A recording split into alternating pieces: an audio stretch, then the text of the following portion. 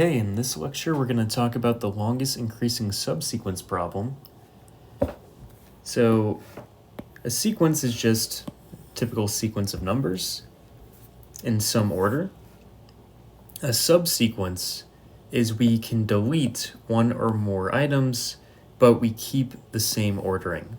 So here 2, 3, 7, 5, 3 remain, but the other ones are deleted. And notice that these are in the same order as they appeared originally. Now, a subsequence is increasing if we also add the property that the numbers get larger and larger from left to right.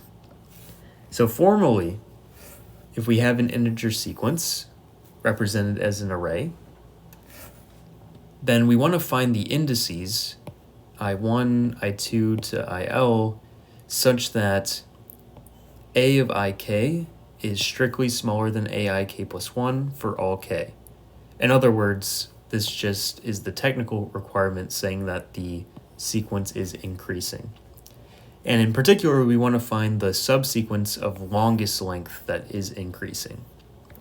So that's the goal of the problem. So if we look at this example here, we have 1, 2, and 6.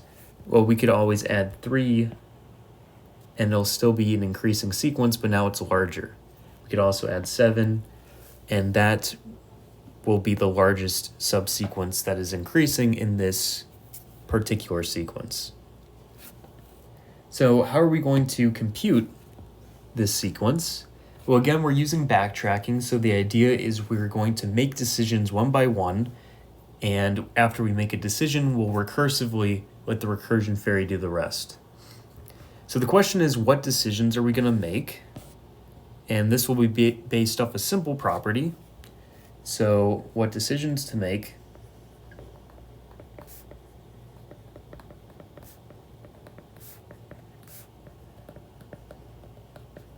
In particular, let's just look at the first item in the sequence,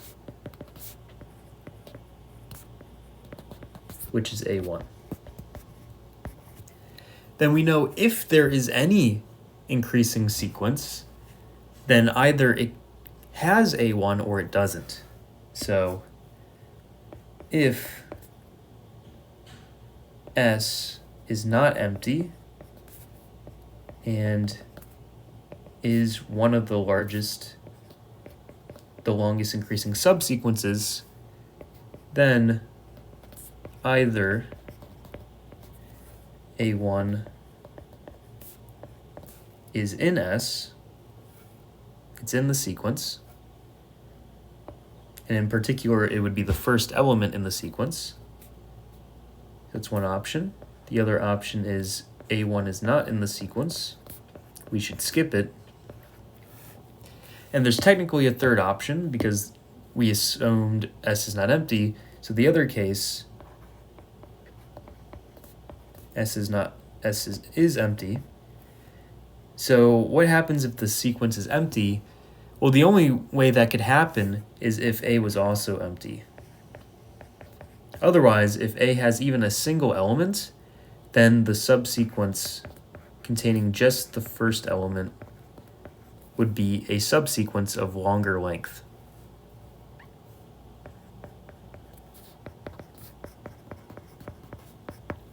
Okay, so either our subsequence is empty because the entire sequence is empty, or there's at least one character, there's one number, and we have to decide at each point whether we include it in the sequence or subsequence or we don't include it. So that's the key decisions we will make through this algorithm. Now, if we look in the middle of the algorithm at any point, maybe we've already made some decisions. So we've decided that these will be included in our S, tentatively, and the grayed out ones are not included. And our question is, well, should we include 5? Now, if we just look at this, obviously we can't include 5.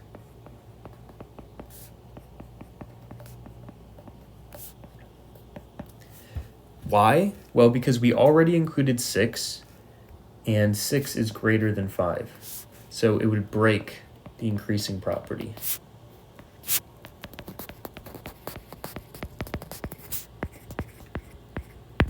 Okay, so we definitely can't include 5, so we can gray that one out. I'll just exit out, and then we'll move to a new decision here. And now the question is, should we include 8? Now here we can include 8. There is the option, but should we? So should we include 8?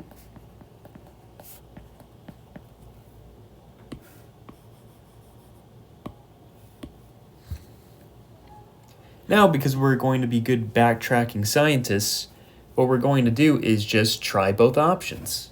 So the algorithm is going to be try adding 8 to S, our current S, have the recursion fairy solve the rest, and in total we're going to get a new or a total sequence of some length. So we're going to append the old sequence we've generated with 8 and with whatever the recursion fairy returns to get a total S prime solution. Then similarly, we'll try ignoring 8, and again have the recursion fairy solve the rest.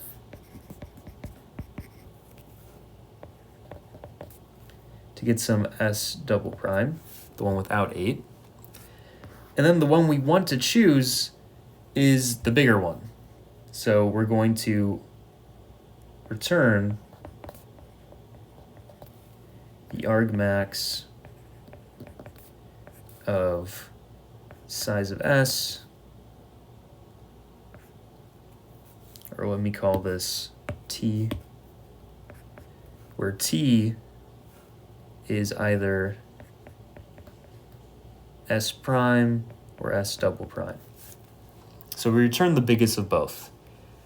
Now clearly, any solution either has the 8 in it or it doesn't. So we've done both, and so whatever we return is going to be correct. And this is the key idea. Now, really when we're solving this, one question is, why would we ever want to skip something? What's the advantage to doing so? So the advantage here is if we skip, say, a 6, then we're only restricted by the 5. So we might have more options for what we add later on. So in particular, if we allow that 5 instead of the 6, well, we could add the 6 later on. Now in this example, you wouldn't want to do that, but that's the idea. On the other hand, if we greedily added as many big things as possible, well, we might be restricting ourselves later on, because maybe there was a bunch of things, like 1, 2, 3, 4, 5, 6, that now we can't include because we included this 6 here. So that's why the problem's complicated, and we need to consider these cases. Now, one thing to notice is we don't really need to save every item in the sequence. If we just care about the length.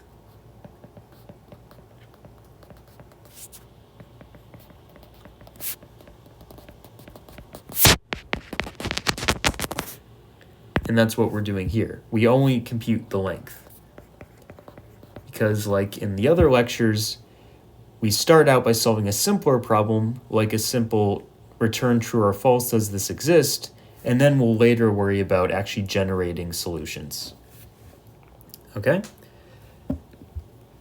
So if we're just computing the length, we don't really need to remember 1, 4, and 5. We just need to remember 6 because 6 is what's really restricting us. Because 6 is the last thing in the subsequence and the sequence is increasing, we know that 6 will be the largest thing in the subsequence. So this is the max element of previous subsequence. And so when we're checking to see if we need to include a new element, we just need to check if this element's bigger than this one. Because if it is, then it's bigger than all of them. And so it can be added to the subsequence. So with that in mind, what's our algorithmic strategy? Well, we're really solving this problem. Given an integer previous and some array, we find the longest increasing subsequence of A in which every element is larger than this previous argument. Because previous is summarizing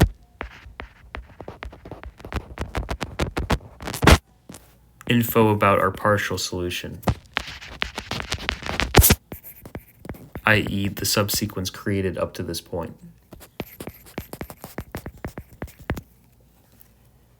So if we write out the algorithm's idea in pseudocode, this is what it'll look like. So remember, we're checking to see if this item, in particular the first item, should be included or not. So of course, if there is no first item, then we can't do this process, and the correct answer is 0, because the only subsequence of A is the empty sequence, which has length 0. Another base case is when if A1, well actually that one's not a base case, that's just a typo. Okay, so now if we look at the first element, or you could think of this as the ith element above, then if that one is smaller than prev, i.e. we have a situation where 7 was prev, but A1, or this is greater than A1, which is 5, then as we said before, we can't include A1 at all, because it would break this increasing property of our previous solution. So in this case, we just recursively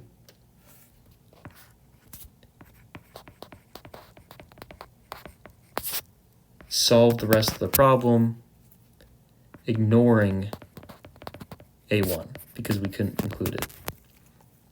And we're recursing on the remainder of the array. So our array size is shrinking there. The recursion fairy can always handle these smaller array instances. On the other hand, if A1 is big enough, we have two options. We can choose to skip it. We're not forced to, we can choose to. Or we can choose to include it, tentatively. And if we do include it, then we've just added one more item to our sequence. So the length of our sequence increases by 1. And now the previous element, or the biggest element in our sequence, is now A1. Because we knew A1 was bigger than prev, which is the max of the tentative sequence. And so, because it was the biggest, A1 is now the max of the previous solution when we add A1 to it. So when we recurse, we're going to use that A1 as the previous. Now, both of these give us some solution. One of them is larger, and so we're just going to return the largest of these. And that's the full algorithm. So if we want to think about correctness,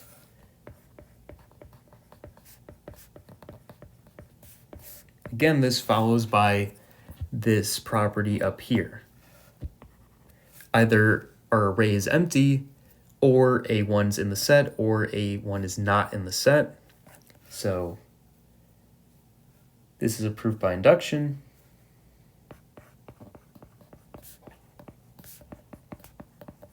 As usual for recursive problems.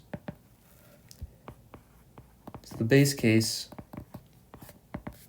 is when our array is empty, and so solution is 0, or the optimal length is going to be 0, and that's exactly what the algorithm returns. It returns 0, so that's correct.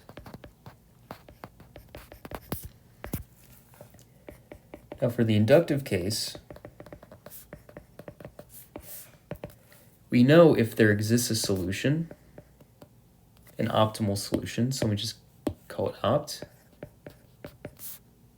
that we call S, then S is not empty because A is not empty, so the length of S is at least 1, and so S has elements. So then either A1 is in S or A1 is not in S. By the induction hypothesis, we can correctly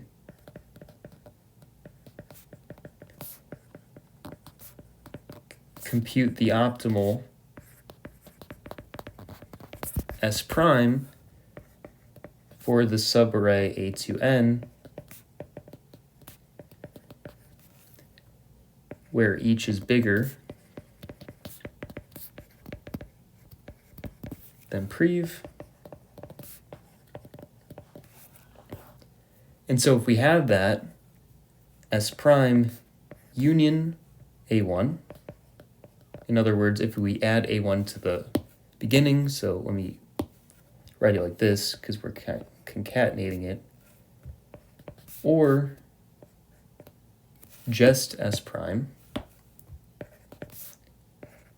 are the optimal S. Right, so if we have some S, some sequence that's optimal, it either has A1 or it doesn't, and then assuming it does have A1, we correctly compute the rest of it by the induction hypothesis. And if it's not in there, then we correctly compute it again by the induction hypothesis. So the recursion fairy is solving things optimally for us, and then we just have to tag on one thing or not. So because of that, what we compute, the computed length,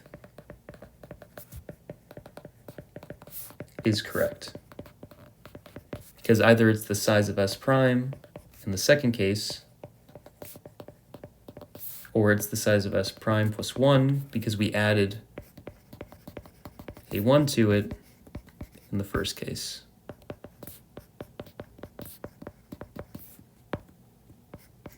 So that's the full proof. Now for the running time, the analysis, well, we're going to make a recurrence as well. So in terms of the input n, notice in the worst case we make 2 recursive calls.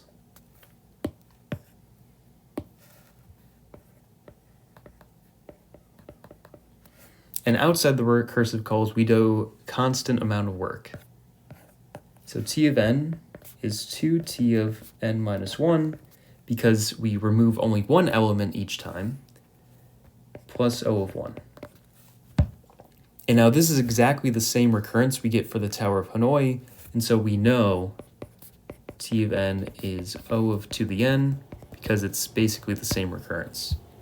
You could also do this with recursion trees, and you'd get some binary tree that's exponentially long. And so the leaves are the dominating factor there. Okay, so that's this algorithm. Now we want to consider the index formulation too, which is the one you'll actually be generating and using. So what's the difference here? Well, instead of solving the problem of given some previous in the array, finding the longest increasing subsequence, now we're just going to assume the previous is built into this index I. So AI is taking the role of previous. We need everything to be bigger than AI. And then we're only going to look at elements in the end of the array, aj through n. So that would be our a2 through n in the previous one. Okay, so what's our recurrence going to look like? The mathematical formulation? Well, we're going to have lis bigger of ij, and this is going to equal 0 if j is greater than n. So this means that A is empty. We've fallen off the array. So it's 0 in that case. And if we look back at our algorithm, we also have an if statement. So if aj is less than ai, we know we have to skip it. So in this case, we just recurse lis bigger of j, same I and then j plus 1. So we ignore aj and keep moving on, but the I is the same. We didn't change the sequence, so we didn't increase the previous largest element. Otherwise, we have two options, and we're just going to take the max. So we take the max of 1 plus lis bigger of j plus 1, and then lis bigger of j plus 1. So this one skip, and this one is include aj. So of course, like before, if we include aj is now the biggest element in the tentative sequence, and so we need to have future things beat element aj. If we skip, nothing changed, so ai is still the biggest. So that's the whole index formulation. Now the last step is actually, recall that this is a more general problem than we want to solve.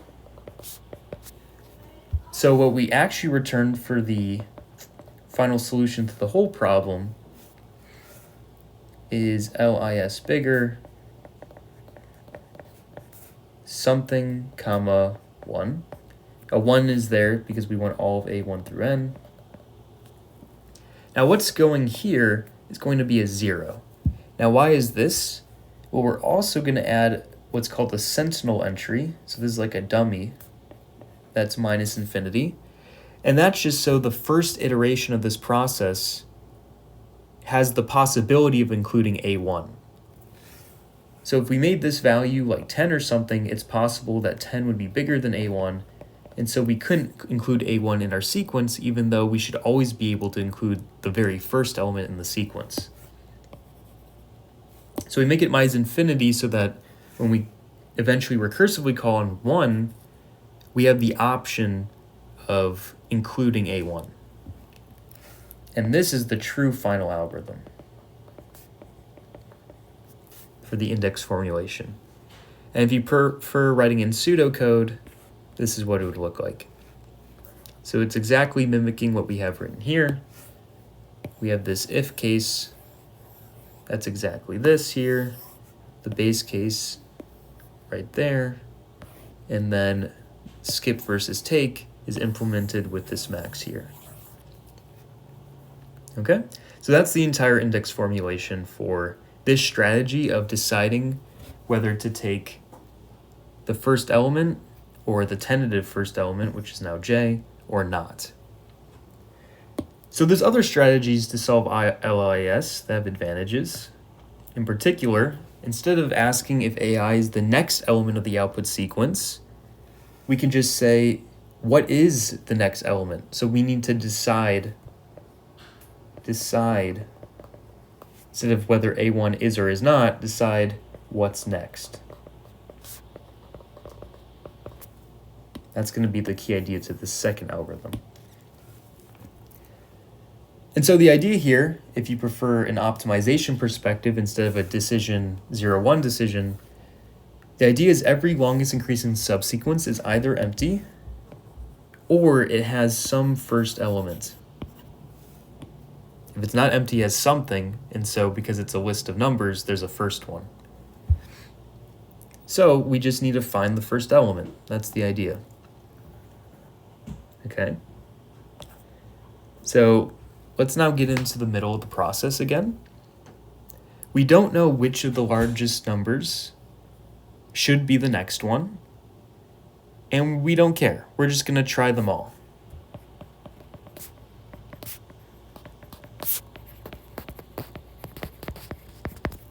Of course, assuming the next number is actually able to fit in the sequence because it's big enough. So for example here, we could try 8, include it, or we could try skipping 8 and include 9 instead. Or we could skip both and include 7, etc.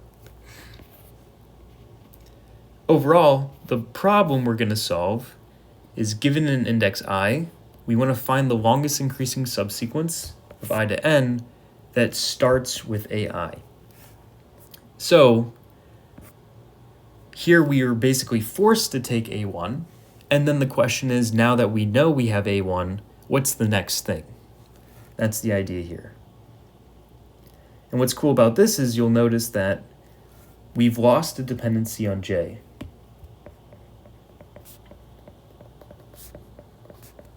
So instead of having LIS IJ, we just have LIS I. So let's write out a recursive equation for this. So LIS of I. So we know it begins with AI, so immediately we have a 1, because AI is included. And then we just have to find the next one. So we're going to do a max over all j greater than I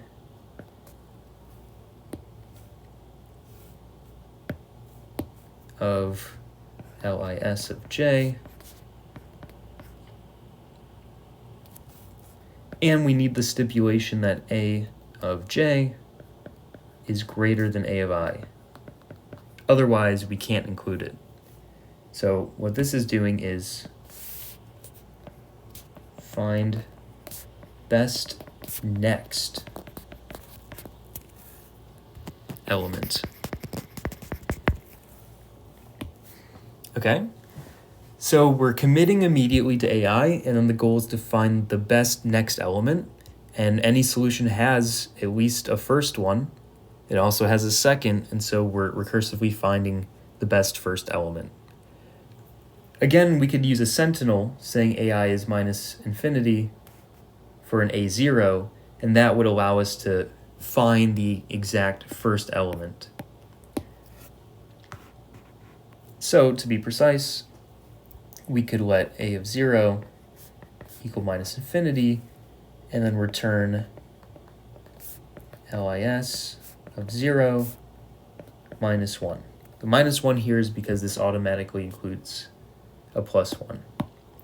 So this would be equivalent to saying find the first element in the sequence, or in the subsequence. Alternatively, instead of having a sentinel, we could just do this. Try all possible first elements. So return a max over all I from 1 to n of LIS of I. And both of these will compute the exact same thing we did before, just using a different strategy. So let's think about the correctness of this algorithm.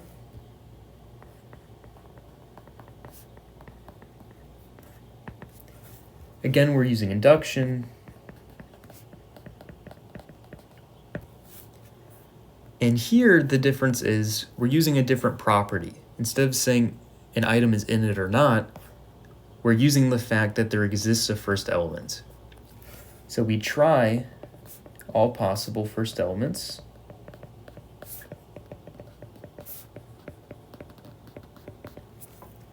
And for a choice of first element,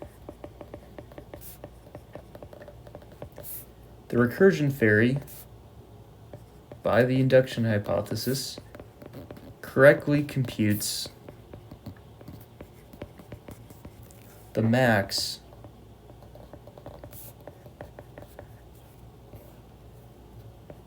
that includes that first element.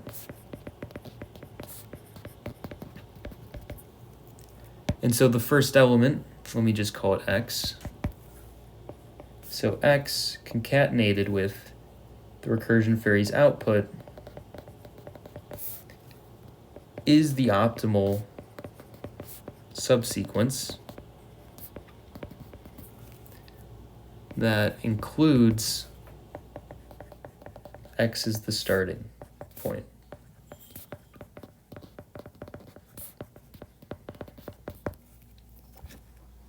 Okay, and then since we take a max over all such x, we're taking the optimal of the optimal solutions, and so this is also optimal. In other words, the optimal solution has a first element, and it has some other elements. This is the optimal. This is computed correctly by the induction hypothesis.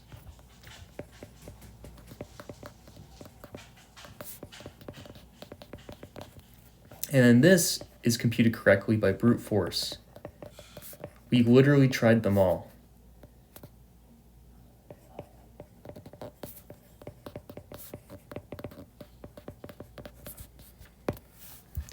And so it must be optimal. So that's the proof of correctness. Of course, there's also the base case in there